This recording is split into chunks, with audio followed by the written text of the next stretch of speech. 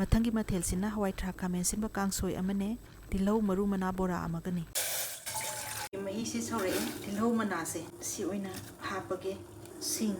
moro tikalaga hape ngari si so hapselle haktang sogat hange nga sing si thaage ngam lero muka nga ayaiba si thaksan gramina hawai sinrang marum sina mathangda hawai thrak mapum se hekta hapselle khamen simba si so hapage haktang sogalan se brang brang sore sanaba yenga thum hape ot yam mairo hena thong si su phate mana masing si di yam tu namon ba pon ngaktanina si minute ani muktang ga solaga yarani lotion ba yarani phadi gom khara thakselage mulle phasana masu si su phazare kangsoi se sangmunna na sabasina hakchang su phai kangsoi loisale nakan namada bora horke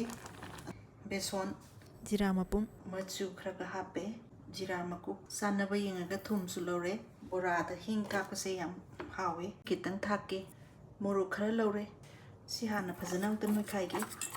ising khara hapsel lage